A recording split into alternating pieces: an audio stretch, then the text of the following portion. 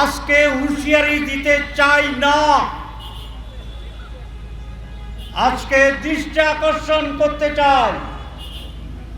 প্রশাসনের যে অবস্থা এবং যে ষড়যন্ত্র চলছে, এটাকে বন্ধ করুন। কোন কোন উপদেষ্টার ষড়যন্ত্রে লিপ্ত আমাদের কাছে নাম আছে,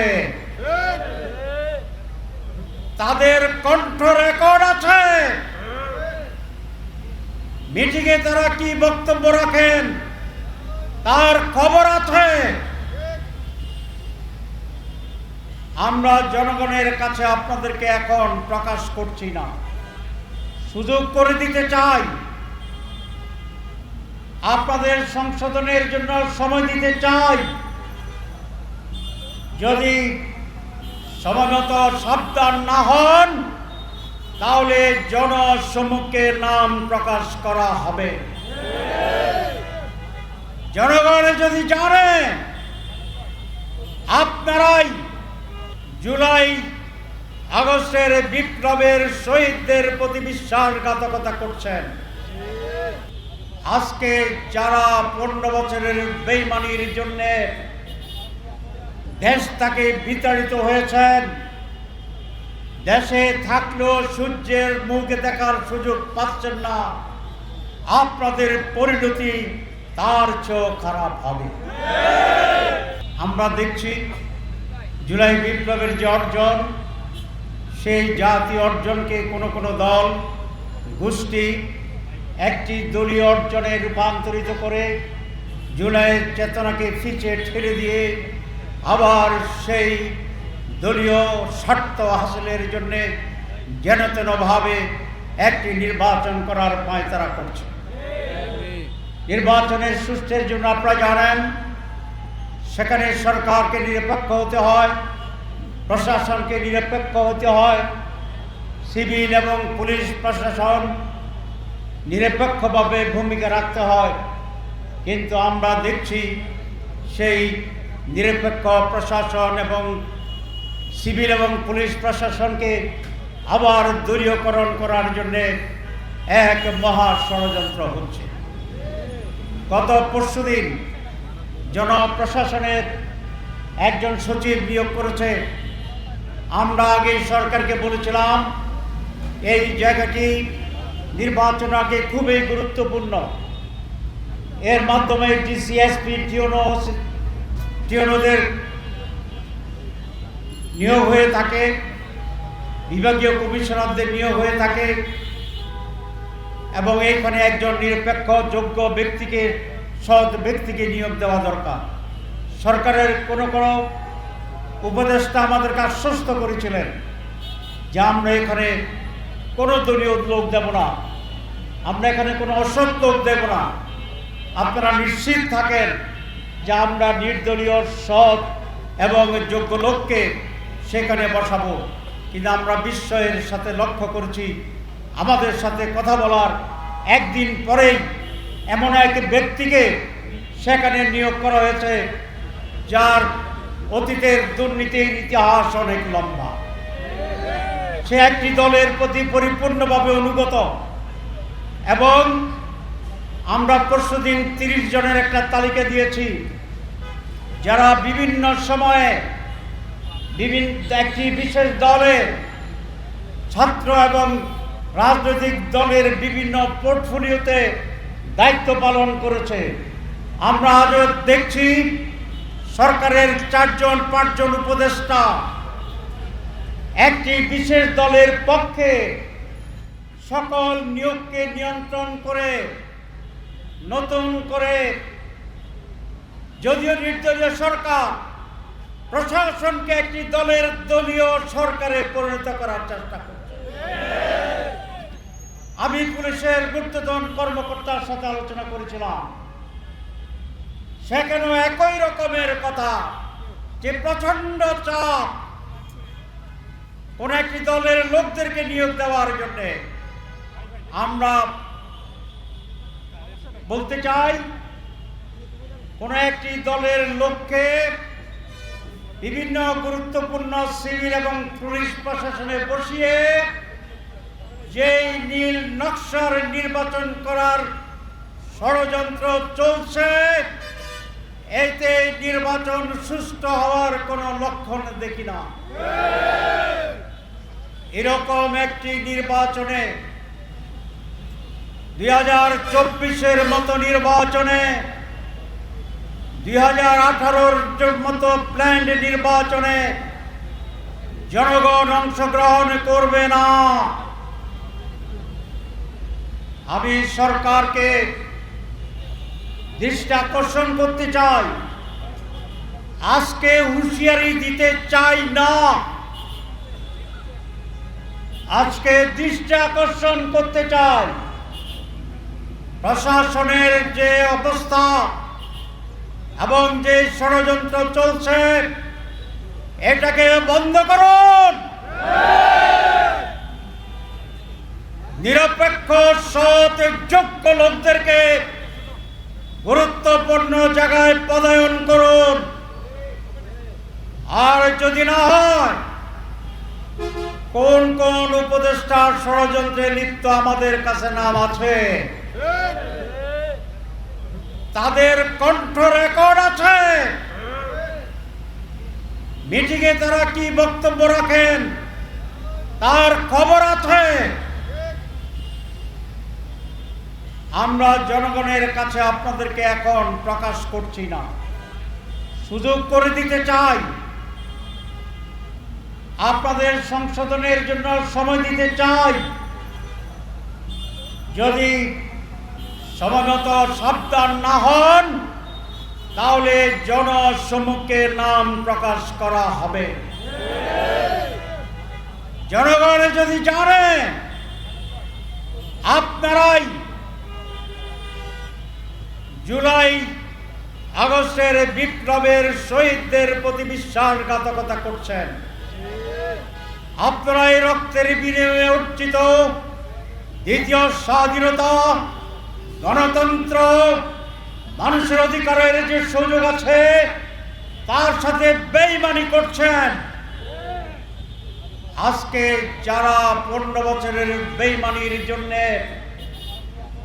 দেশ থেকে বিতাড়িত হয়েছেন, দেশে থাকলেও সূর্যের মুখ দেখার সুযোগ পাচ্ছেন না, আপনাদের পরিণতি তার চেয়েও খারাপ হবে।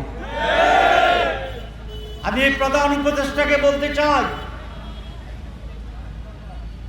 আপনি ভালো মানুষ, মানুষ মনে করে, আমরা মনে করি, কিন্তু মানুষটা বলে আপনি নাকি সরল সোজা প্যাঁচ বুঝেন না। সরকারে থাকতে হলে, সরকার চালাতে হলে সরলতা যেমন প্রয়োজন, কঠোরতাও প্রয়োজন ষড়যন্ত্রকারীদের পাশে। আপনার আশেপাশে যারা আছে তাদের ভিতরে সকলেই ভালো মানুষ নন। আপনার খুব কাছের 2-3 জন লোক, প্রয়োজনের নাম পরে বলবো বলেছি, আপনাকে বিভ্রান্ত করছে, ভুল বুঝাচ্ছে, মিথ্যা তথ্য দিচ্ছে, আপনাকে অন্যায়ভাবে ব্যবহার করছে। আপনি তাদেরকে সরান, নাহলে জনগণ সরিয়ে যাওয়ার পরিস্থিতি তৈরি করবে। এই হচ্ছে আমার প্রথম কথা। এটা মনে করার কোনো কারণ নাই বাংলাদেশ এখন 2024 সাল, এটা মনে করার কারণ নাই 2018 সাল আবার বাংলাদেশে এরকম কাণ্ড কারখানা করে আওয়ামী লীগ কিছুদিন ছিল, পার পায়নি। আর এখন যুবকদের ভিতরে যে চেতনা, অন্যায়ের বিরুদ্ধে, ষড়যন্ত্রের বিরুদ্ধে আপনারা কয়েক মিনিটও টিকতে পারবেন না। প্রিয় ভাইরা, এই সরকার ওয়াদা করেছিল যে তারা বাংলাদেশে অনেকগুলো সংস্কার করবে, রিফর্ম করবে। এদেশের মানুষ সংস্কার চায় এবং সংস্কারের জন্য একটি কমিশন করা হয়েছিল। আমরা বহুদিন ধরে এখানে অনেক আলাপ আলোচনা করেছি।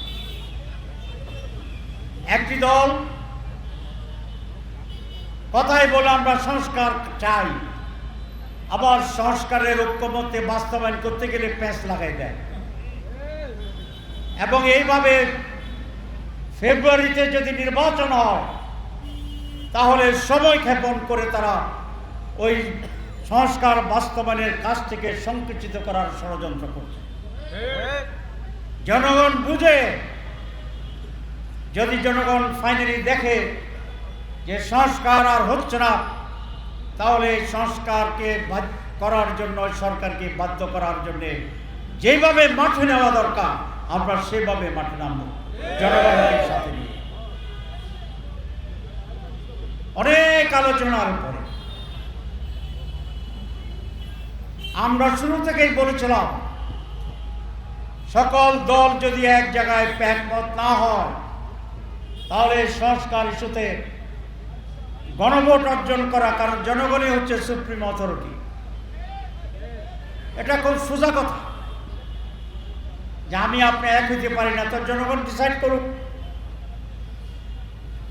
তারা শেষ পর্যন্ত গণভোটের জন্য রাজি হয়েছেন, তাদেরকে আমি ধন্যবাদ জানাই, বিএনপিকে ধন্যবাদ জানাই। কিন্তু যে কৌশলটা তারা করেছে, মানতে মানতে মানতে মানতে 2.5 মাস সময় কাটিয়ে দিয়েছে। এটা আমরা বুঝি, এটা যে সময় ক্ষেপণের টেকনিক, এটা আমরা বুঝি। শুরু থেকে যখন তারা সময় ক্ষেপণ করছিল সেটাও আমরা বুঝেছিলাম, কিন্তু আমরা ধৈর্য ধরেছিলাম এই জন্যেই যে আমরা চেয়েছিলাম সময় ক্ষেপণ করলেও টাইনা টুনা ওই গণভোটের কাছে ইনশাল্লাহ নিয়ে আসবো। তারা সময় ক্ষেপণে বিজয় অর্জন করেছে। আমরা সবাইকে গণভোটে তারা সহ নেওয়ার সাথে আমরাও বিজয়ী হয়েছি।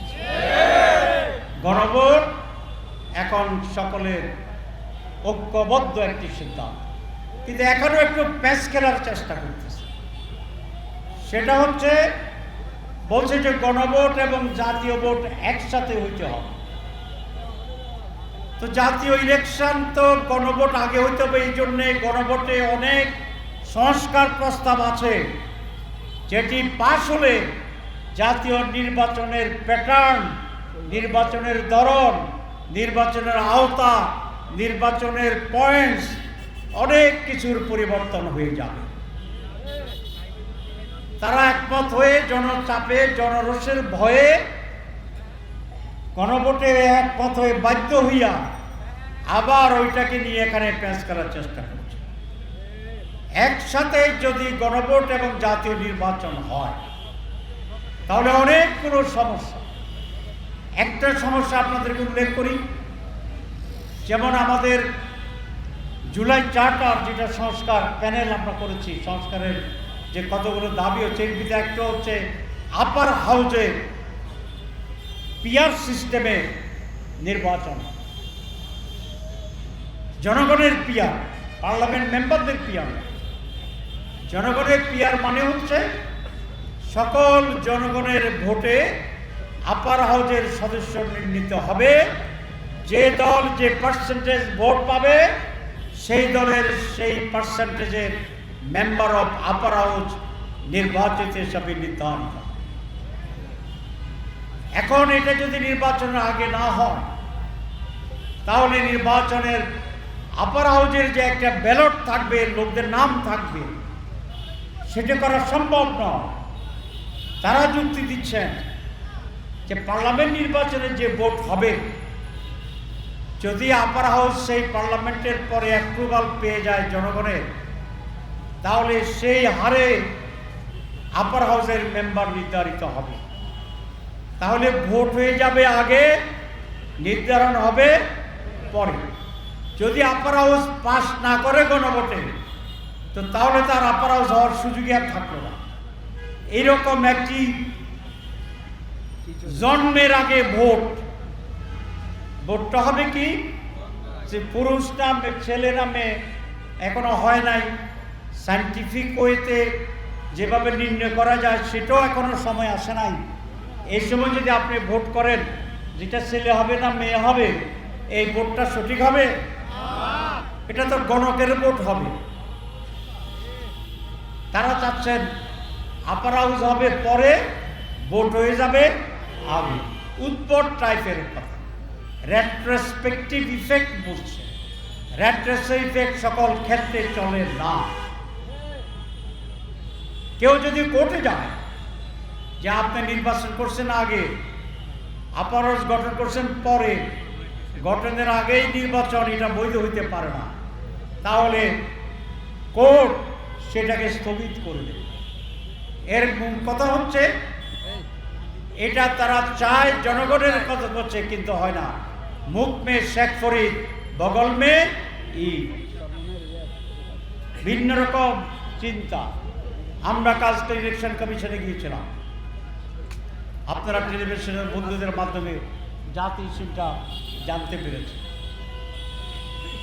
আমরা বলেছি যে গণভোট হচ্ছে একটা সিম্পলিস্ট ভোট।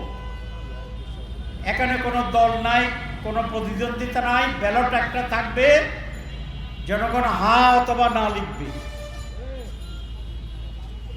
আমাকে প্রশ্ন করা হয়েছিল সেখানে এবং সাংবাদিকেরা, যে সময় আছে এটা কি সম্ভব?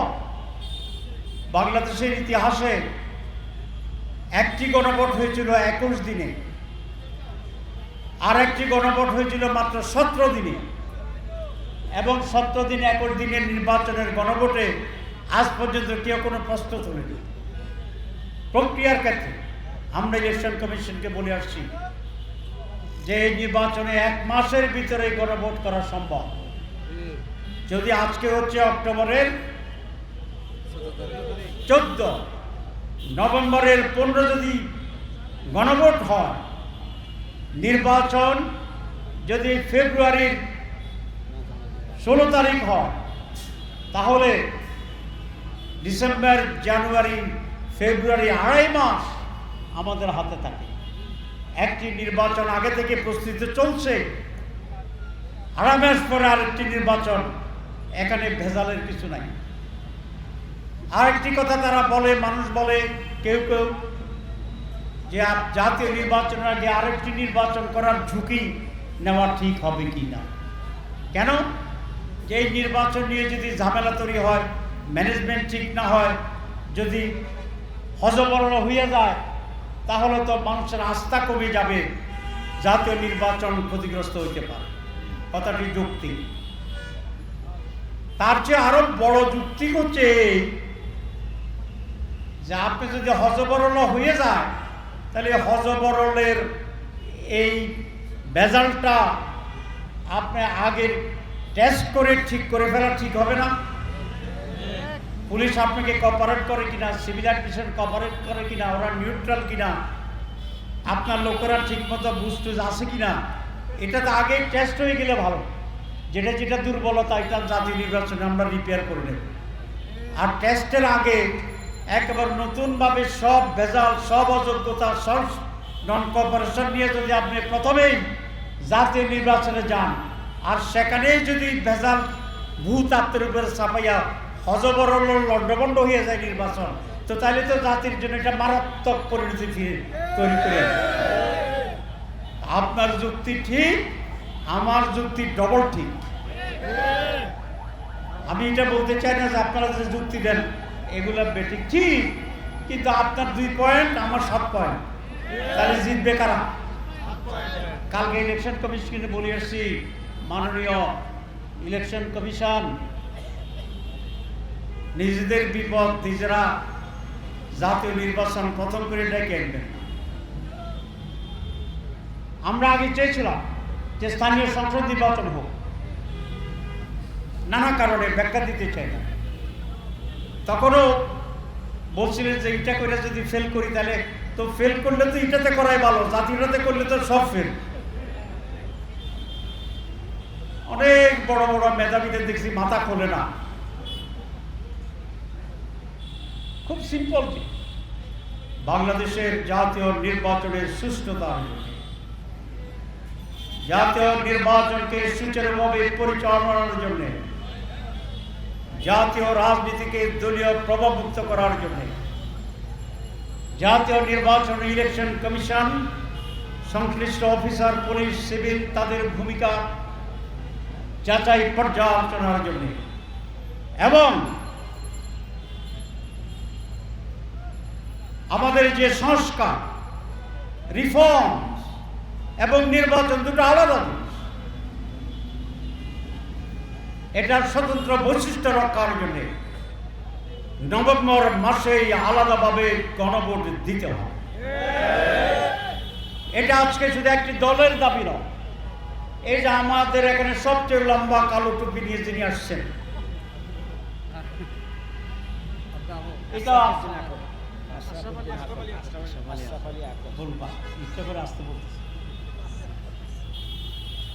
আশরাফ আলী আকন সাহেব, তাকেও আপনারা চিনেন। উনি বেশ রাজনীতি বুঝে বিশ্লেষণ এবং বাংলাদেশের অন্যতম একটি বৃহৎ দলের প্রেসিডিয়াম সদস্য আশরাফ আলী আকন সাহেব। ওনারাও এটা, ওনারা আজকে রাস্তায় দাঁড়িয়েছেন, এখানে আসছেন, এ করছেন। যাত্রা বাড়ি থেকে গাবতলী পর্যন্ত 20 কিলোমিটার আমরা মানববন্ধনের জন্য রাস্তায় দাঁড়িয়েছি। এই ধরনের রাস্তায় দাঁড়ালে সরকারের কানে পানি যায় না। আমাদের দেশ, আমার একটা অভিজ্ঞতা আছে, আমাদের প্রেস ক্লাবের সামনে কিছু লোক দাবি দিয়ে হাঙ্গার স্ট্রাইক করতেছিল প্রায় 40 দিন।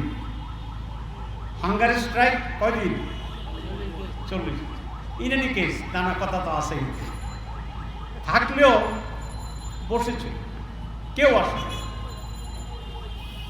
কেউ আসে না। ওই সময় আমি কয়েকদিনের জন্য ইস্তাম্বুল গেছিলাম। আমার হোটেল ছিল পার্কের পাশে। দেখলাম যে ওখানে একটা মিছিল প্ল্যাকার্ড নিয়ে তারা পার্কে গিয়ে বসে আছে। আমি ভাবলাম যে লোকগুলো কত বেকুব, রাস্তাও ঘেরাও করে নাই, রোডও বন্ধ নাই, মিছিল করে পার্কে বইয়ে রয়েছে, তো তাদের দাবি পূরণের তো কোনো আশাই নেই। কিন্তু বিকেলবেলা দেখলে যে তা আর নাই। জিজ্ঞেস করলাম কেন? ওই মন্ত্রী আসছিল, পার্কে কথা হয়েছে, দাবি পূরণ হয়েছে, তারা চলে গেছে। তো ও সমস্ত দেশে পার্কে বসলেও দাবি পূরণ হয়। আর আমাদের দেশের এমন এক ব্যাড কালচার, যা আপনি ঘাড়ে দইরা সুবাইয়া না দিলে দাবি পূরণ হতে চায়, কানে পানি যায়। আমি কালকে বলেছিলাম গুরুত্বপূর্ণ এক জায়গায় যে আমরা বাংলাদেশে রাজনীতির গুণগত পরিবর্তন আনতে চাচ্ছি। আমরা মনে করি এখন রাস্তায় দাঁড়াইলেও আপনারা বিবেচনা করবেন, আর যদি না করেন তাহলে অতীতের যে সমস্ত অভ্যাস ছিল, অভিজ্ঞতা ছিল, সেগুলা পুরা নিঃশেষ হয় নাই, ওইটাও আমাদের জানা আছে। আর কিছু আজকে বলতেছি না, প্রথম দিন বেশি কথা কইলে গভর্নমেন্ট ভয় পেতে পারে, কিন্তু দাবি আদায়ের জন্য যা যা দরকার গ্রাজুয়ালি করব ইনশাআল্লাহ। আমাকে অনেক বলে সময় তো নাই, সময় আছে, সময় আছে, কারণ আমরা তো তাওয়া গরম করতেছি, এই যে চুলাতে আগুন দিতেছি তো তাওয়া বসাইয়া। আজকে এটাতে কিছু গরম হইতেছে না, পরের দিন মিটিং আছে, আরো কিছু গরম হবে। তাওয়া গরমের সময় লাগে, তাওয়া গরম হলে যখন আপনি ভুট্টা দিবেন ফুটতে সময় লাগে না। কথা ঠিক কিনা? আমরা চাই না সেরকম কর্মসূচি। আমরা চাই আমাদের যৌক্তিক জনগণের স্বার্থের জন্যে যেটা প্রয়োজন সেটা আমরা করি। আমি তো বলছি আসেন আলোচনা করি না। অনেকে বলে নির্বাচনী নানা কথা, আমার যে আসেন, বিএনপি বন্ধুগণ আসেন, অন্য বন্ধুগণ আসেন। আমাদের ডাকে আসতে যদি লজ্জা লাগে তাহলে আপনারা ডাকেন, আমরা যাই, আমাদের তো কোনো অসুবিধা নেই। আমরা রাজপ্রাসাদে যেতে পারি, আমরা ইনশাল্লাহ কুড়িগড়ের ডাকলেও আমরা যাই, কারণ আমরা জনগণের জন্য রাজনীতি করি। আমরা ব্যক্তির রাজনীতিতে বিশ্বাস করি না, আমরা দলীয় স্বার্থের রাজনীতিতে বিশ্বাস করি না। আমরা টেন্ডারবাজিতে পার্সেন্টেজ খাওয়ারের রাজনীতিতে বিশ্বাস করি না। আমরা নমিনেশন বাণিজ্য করি না। আমরা দখলবাজি চাই না। আমাকে কালকে এক বিরাট উচ্চ পর্যায়ের ব্যক্তি বলেছেন, তাকে সেই মানের আরেক ব্যক্তি বলেছেন একটি দলের ব্যাপারে যে মানুষ তাদের ক্ষমতা যাওয়ার আগে পদত্যাগ চায়। কি বলেছি? ক্ষমতা যাওয়ার আগে পদত্যাগ চায়। এই শব্দের একটা মাহাত্ম্য আছে। মাহাত্ম্য হচ্ছে যে এখনই তারা এমনভাবে আচরণ করতেছে জনগণের সাথে যেন তারা এখনই ক্ষমতায় আছে।